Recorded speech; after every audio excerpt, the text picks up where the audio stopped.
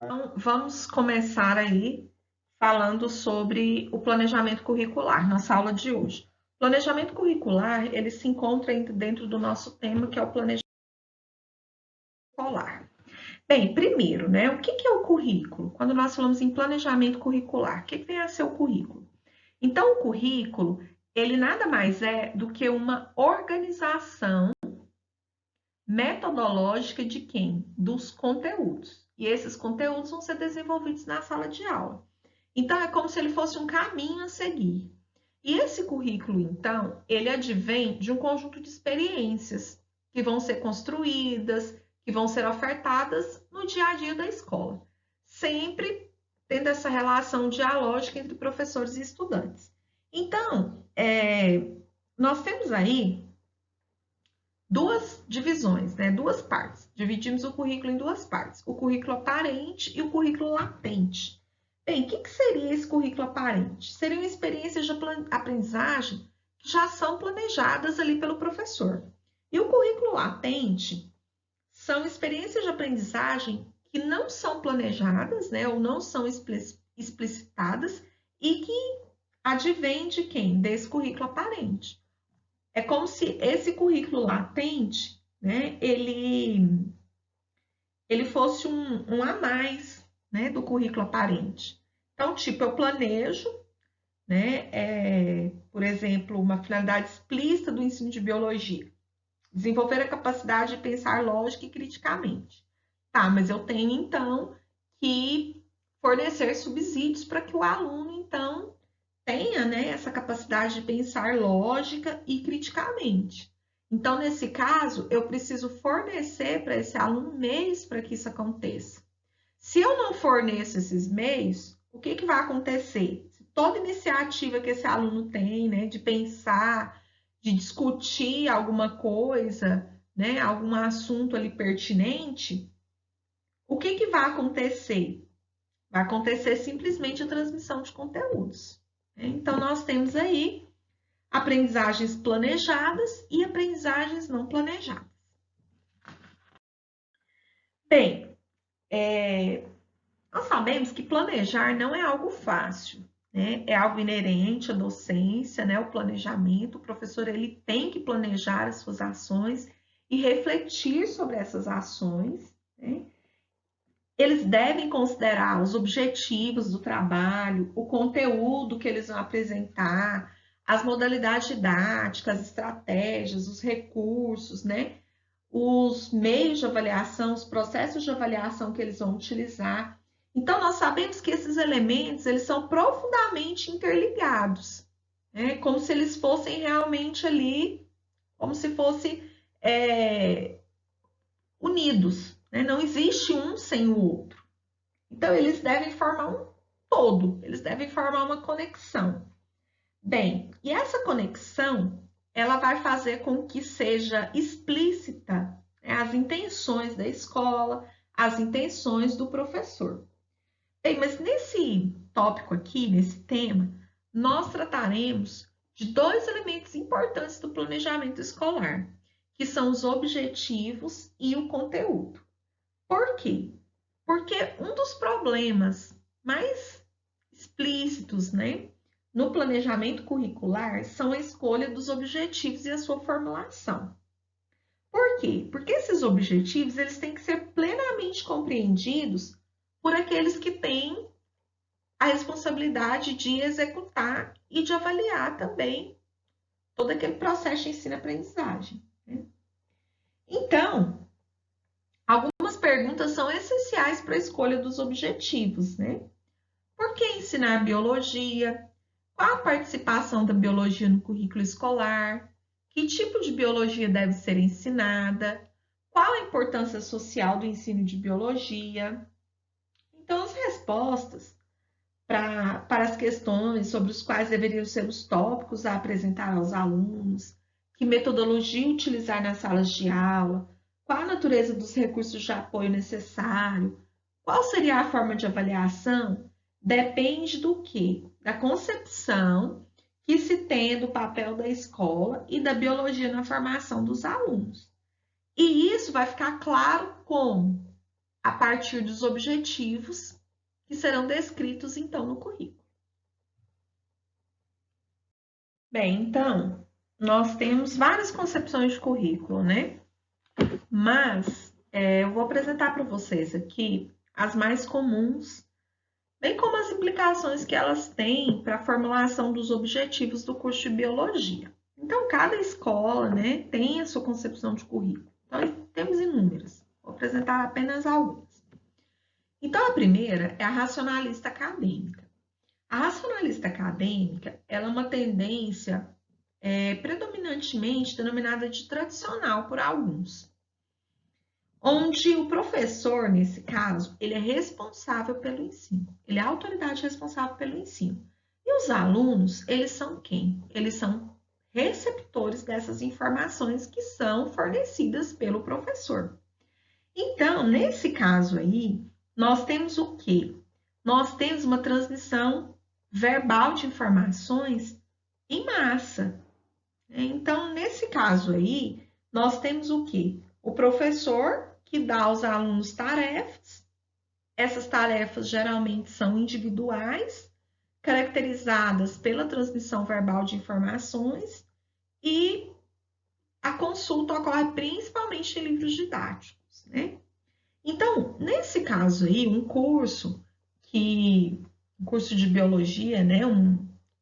Quando eu falo curso, não é o curso superior, é o ensino fundamental ou o ensino médio. Ensino fundamental quando falamos de ciências, o ensino médio quando falamos aí de biologia.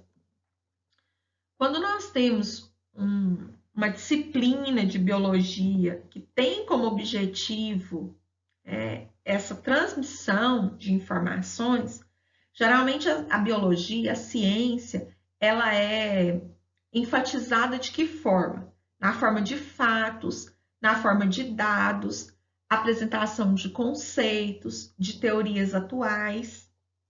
Então, nós temos aí uma biologia muito voltada para atender a exigência de exames, principalmente exames externos, né?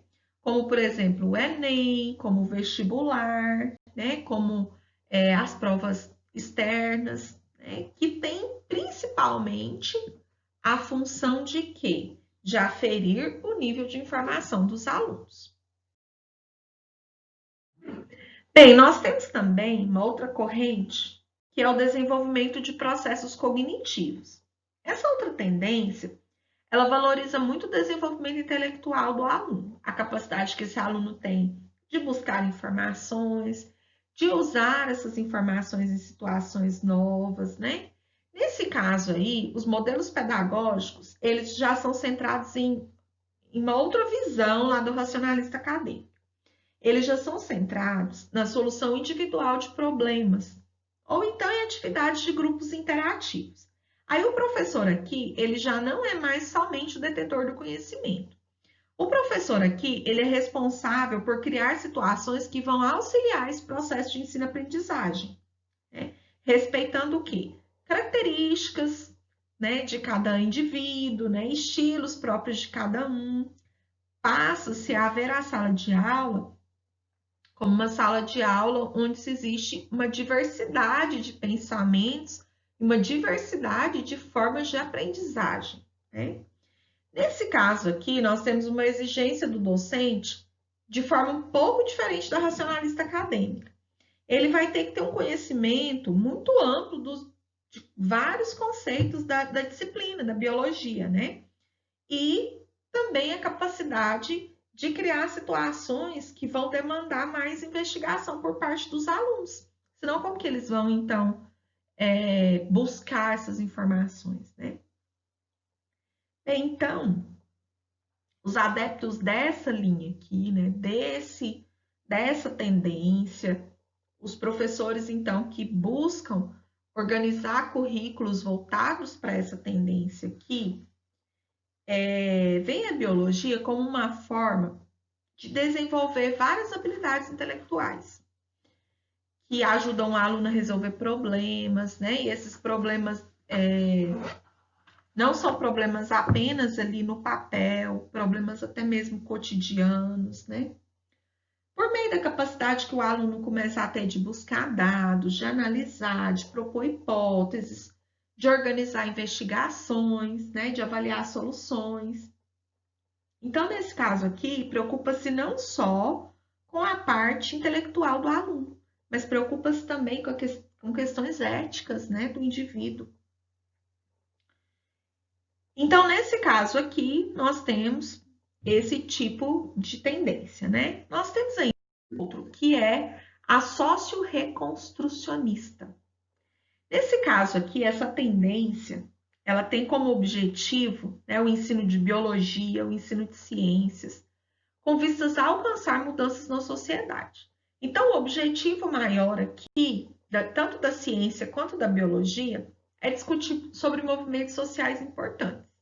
Então, não vai considerar somente o desenvolvimento intelectual, mas considera também questões de atitude, valores, interesses do aluno, né? A ciência, nesse caso aí, ela aparece como se ela fosse uma instituição, né? Então, os profissionais que buscam um currículo voltado para essa tendência tentam responder perguntas como, por exemplo, qual a relação e a importância da biologia para a sociedade atual, para a sociedade futura, né? O que se deve modificar nessa relação da biologia com a sociedade para auxiliar na formação de cidadãos, né? Que esses cidadãos sejam conscientes dos seus direitos, dos seus deveres, em uma sociedade democrática. Então, nesse caso aqui, nós temos uma biologia relacionada com a tecnologia, com a sociedade e também com o meio ambiente aí nessa proposta de currículo. Bem, mas nós temos aí, né, alguns elementos ainda importantes, que são os conteúdos. Então, quando nós falamos em relação aos objetivos, os objetivos, então, eles têm que estar fundamentados ou em alguma dessa tendência, ou então uma mescla das três, né? Mas quando nós falamos em conteúdo, nós pensamos o quê? O que eu preciso ensinar, né? Qual vai ser a abrangência da matéria que eu vou ministrar? Será que se eu estou ministrando aulas para um curso de educação de jovens e adultos, qual vai ser a abrangência desse conteúdo? Será que eu posso aprofundar muito nesse conteúdo? A matéria vai ser mais voltada para questões do dia a dia dos alunos, mas esses alunos também vão querer fazer as provas externas, como é o caso do Enem. Então, como que eu vou trabalhar com isso? Que currículo é esse que eu vou construir, que eu posso, então, trabalhar com o aluno noturno, de uma escola noturna, e de um aluno que estuda integral, ou aluno que estuda somente uma parte do dia, né? Qual que é a melhor ordenação dos tópicos escolhidos? O que eu ensino primeiro? Eu começo na citologia, que é, no caso, a célula, né? A menor parte ali do corpo humano, ou a menor parte do ser vivo, ou eu começo, sei lá, da ecologia, né? Bem, qual que é a melhor ordenação dos tópicos escolhidos? E como que eu vou relacionar e integrar esses assuntos, né, aos outros tópicos que os alunos já viram, se eles estão no ensino médio ou que eles já viram no fundamental, ou então como que eu vou relacionar esses tópicos de biologia com outras disciplinas? Então, tudo está relacionado ao conteúdo, então eu preciso pensar nisso aí. Que eu me baseei no livro da Miriam Krasiuschik, onde fala sobre essa parte aí do planejamento curricular, né? Onde nós temos aqui, olha, os assuntos, né? Então, nós temos assuntos. Quais aqueles que são básicos e quais aqueles que são marginais, ou seja, que estão à margem daquele assunto mais importante, né?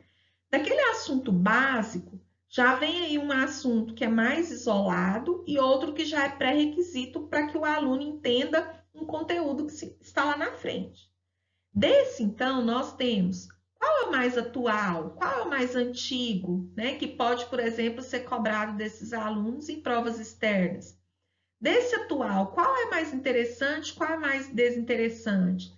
Então, a partir disso aqui, né, nós podemos perceber que os que estão no quadradinho aqui são aqueles que vão ser mais priorizados. Então, a partir dessa chave aqui de orientação, nós podemos, então, priorizar alguns conteúdos, porque é impossível, muitas vezes, você abranger todas as informações que existem de biologia, por exemplo, somente no ensino médio, em sala de aula. Então, tem que priorizar mesmo. Bem, então, uma vez que o professor decide o que é que ele vai ensinar, né, ele enfrenta outro problema. Como ordenar os vários subtópicos que existem aí na biologia, né? Então, essa organização ela pode ser feita de várias formas. Ela pode ir dos assuntos simples para os mais complexos, dos aspectos práticos, né, para os mais teóricos, dos conhecimentos fundamentais para os mais periféricos. Então, já existiram várias discussões em relação a isso. Então, nós tivemos aí, né, há algum tempo atrás, um grupo de autores, né, do Biological Science Curriculum Study, BSSC, que eles admitiam que o currículo ele deveria ter uma flexibilidade, né, para adaptar-se a diferentes situações, atender as mais variadas demandas, né? Então, eles decidiram elaborar 3 versões diferentes, que tivessem características comuns, né, e que tivessem cerca de 80% do mesmo conteúdo, mas apresentavam sequências diferentes. Então, essas versões elas ficaram conhecidas como versão azul, versão verde e versão amarela. Né? Na versão azul, nós tínhamos lá a parte bioquímica, das moléculas ao homem, na versão verde, a parte de ecologia, e na versão amarela, a parte celular. Então, cada uma desses projetos, cada um desses livros, né, refletiu uma forma de tratamento dos mesmos tópicos, porém, eles estavam ordenados diferentemente, né? Então, foi uma forma também. Existiam também, né? Nós sabemos que existem outras possibilidades de organização de uma disciplina de biologia, por exemplo. Poderia ser a partir de problemas referentes à aplicação da biologia na vida diária, né? Usando tópicos de higiene, microbiologia, genética, agricultura. Poderia ser também utilizando estudo de casos, né, de grandes investigações, de grandes descobertas científicas para analisar fenômenos biológicos, né? Então, existem aí inúmeras formas de ordenamento. Bem, mas nós temos aqui bastante conhecida uma forma de ordenamento das disciplinas, né? Que foi elaborada, né, por Posner e Strike em 1979. Então, eles elaboraram um esquema de classificação por categorias. Então, olha aí, nós tínhamos, né, as sequências relacionadas ao mundo, nós tínhamos sequências relacionadas ao conceito, à investigação, no conhecimento sobre a psicologia da aprendizagem e a utilização do conhecimento. Então, o que seria cada uma delas, né? Por exemplo, sequências relacionadas ao mundo seriam aquelas que a organização do conteúdo e as relações entre os fenômenos são ordenadas como ocorrem realmente, né? Então, por exemplo, se nós fôssemos pensar na citologia, então, os componentes celulares eles teriam que vir na ordem: membrana, citoplasma e núcleo. Nos órgãos da planta, na ordem raiz, caule e folha. Ou então, na parte evolutiva, né? No aparecimento das várias teorias de evolução, lamarquismo, darwinismo e neodarwinismo. Muitos livros didáticos obedecem essa sequência aqui, se a gente for prestar bem atenção. Depois, nós temos aí as sequências relacionadas ao conceito, né? Ao conceito, reflete mais a organização do conhecimento. Então, nesse caso, nós temos lá, fazem parte dessa categoria, aqueles tipos de sequências em que são estabelecidos pré-requisitos lógicos necessários para a compreensão de certos conceitos. Por exemplo, eu estudo meiose antes de estudar as leis de Mendel. Por quê? Porque eu vou precisar desses conceitos de meiose lá na lei de Mendel. Então, é uma sequência relacionada ao conceito. Agora, a sequência relacionada à investigação, né? Então, nesse caso, nós já temos um ordenamento um pouco diferente. Então, nesse caso aqui, nós temos assim, olha, já meio que relacionada ao raciocínio, né? Então, nós temos unidades didáticas que elas já têm algo mais voltado para como os cientistas realmente trabalharam. Então, por exemplo, primeiro nós temos lá o papel da natureza, do conhecimento, como que se obtém dados, né? Como que faz a experimentação, como que é o controle, né? O experimento controle, a hipótese, como que eu faço o levantamento de uma hipótese, como que eu faço uma definição da problemática na investigação científica, então já está mais relacionado à investigação. Depois nós temos as sequências baseadas no conhecimento sobre a psicologia da aprendizagem. Essa sequência baseada no conhecimento sobre a psicologia da aprendizagem estão inclusas nessa categoria as propostas de currículo que tomam como base teorias da aprendizagem para organizar o conteúdo, usando, por exemplo, os estágios do desenvolvimento intelectual ou até mesmo tópicos que poderiam motivar os estudantes.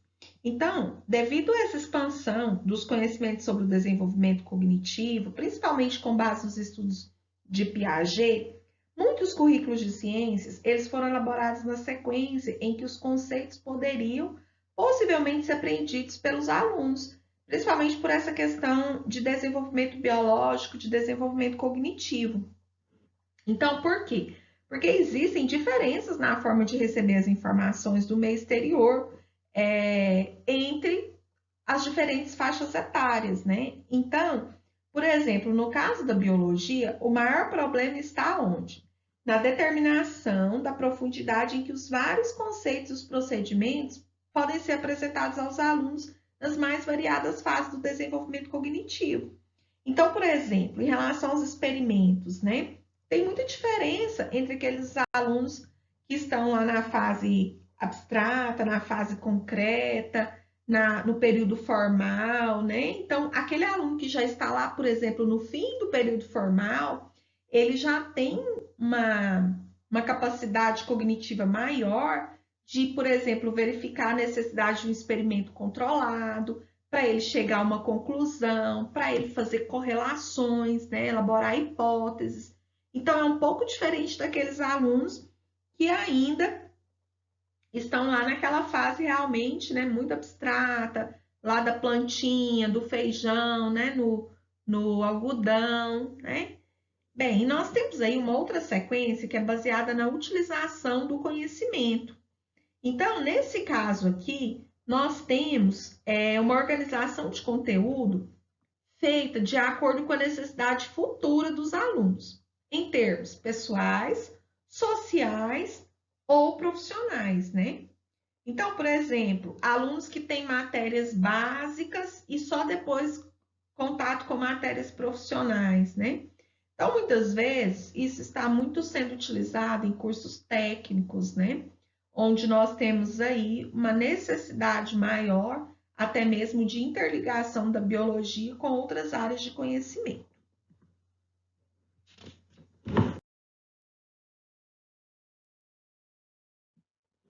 Bem, nós temos aí, por último, né, a relação da disciplina com relação da biologia com outras disciplinas.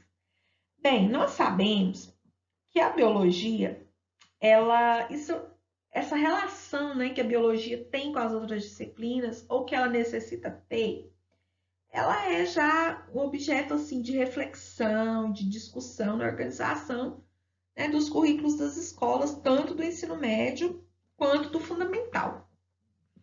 Hoje nós temos até um estreitamento maior entre as ciências biológicas e as ciências humanas, né?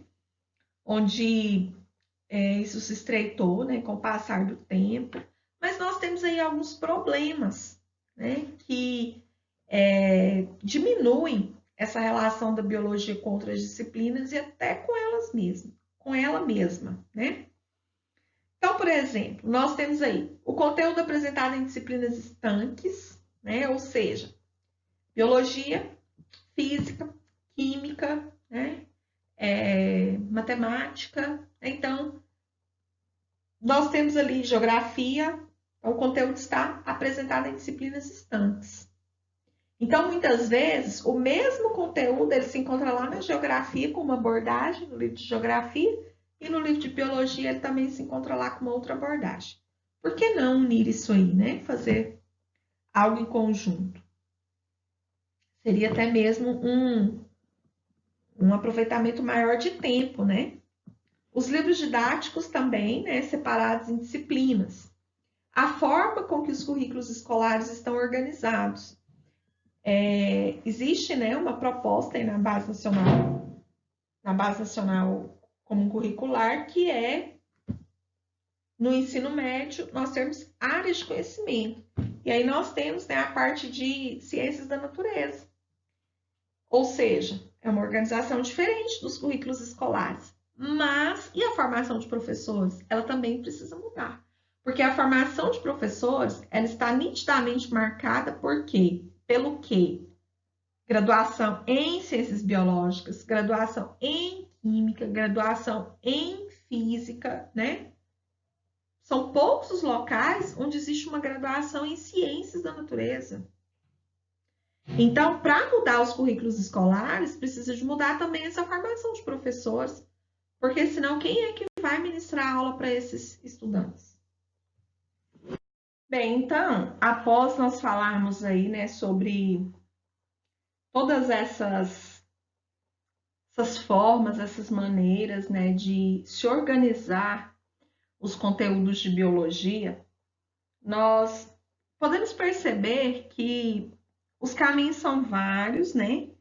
Todos eles têm os seus benefícios, mas têm também os seus prejuízos, né? E que o professor, então, ele deve levar em conta a proposta pedagógica da escola, os objetivos que ele pretende alcançar, né? Então, tudo isso deve ser levado em conta, o seu contexto, né?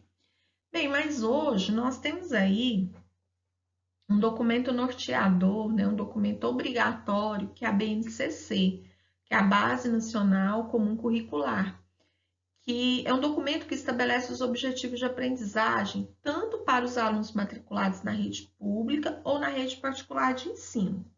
Então, esses objetivos, essas competências, essas habilidades, elas vão ser a mesma para todas as escolas. Mas as escolas, as redes, vão definir os caminhos, vão definir as estratégias para poder chegar a esse resultado, né? Então, essas estratégias, essas propostas, elas são muito particulares, porque depende do contexto de cada região e de cada comunidade. Então, a BNCC, a Base Nacional Comum Curricular, ela não é o currículo.